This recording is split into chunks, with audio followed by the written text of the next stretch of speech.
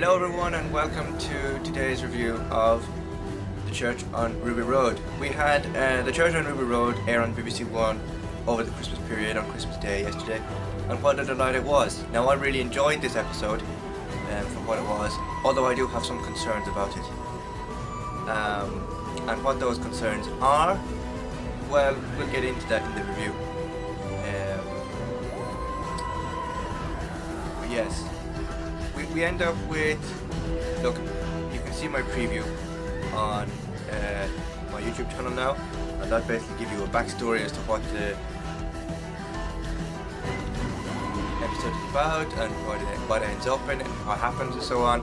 But to give you a gist, it's basically we end up with this doctor who is full of charismatic energy, is energetic, and really embodies the role of the doctor. And we really don't get to see any of the effects of the regeneration. It's all sort of straight into the action. There's no who am I, what am I doing here, nothing that we've seen with the previous incarnations of the Doctor, which I find a bit strange, but I suppose it's getting used to it. But I really enjoyed it. We had special guest appearances from Davina McCall doing a kind of family DNA sort of ITV program where Ruby was interviewed about being abandoned as a baby and trying to find her parents, which I think was quite cool. We also got a little hark back to the Timeless Child arc in series 12 or 13, I can't remember which one, I think it was series 13, where we find out that the Doctor was also abandoned, and little bit of information about that. We got sort of introductions to new characters such as Mrs. Flood, and we'll probably find out more about who she is in Season 1 of Doctor Who, or Series 14 next year. We got an air date for Series 14, or Series 1 as Disney Plus are now calling it, because it's an investment by them. I'll talk more about the air date at a later date in a new video. There's so much to unpack with this special, and it's hard enough to fit a lot of it into 55 minutes. We got a special preview look at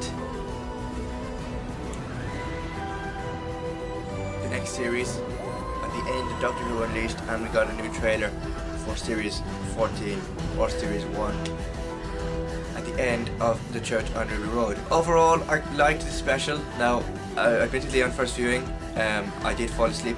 I fell asleep halfway through and really caught bits of it. So I did have to re-watch it on iPlayer. But overall, I really enjoyed the special, and it's a delight to have Doctor Who back on Christmas Day, as it always has been, even if we did get 3 years of New Year's specials, but we'll glance over that fact.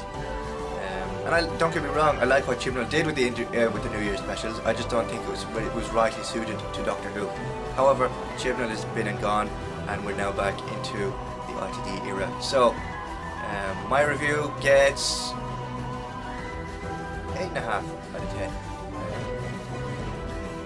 I don't know too much about the Doctor yet, but I possibly will as the series progresses. It's great that we get a new series in 2024, in May in fact.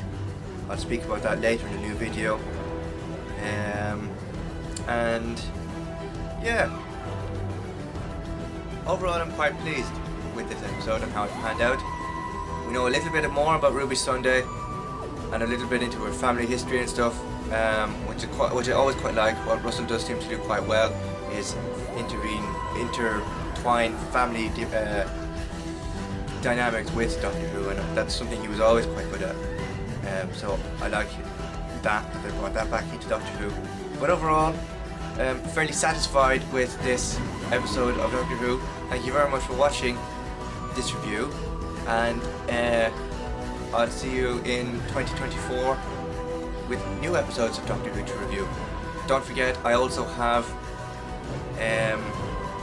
reviews of Wild Blue Yonder and The Giggle to, I suppose, review. review and get out on time.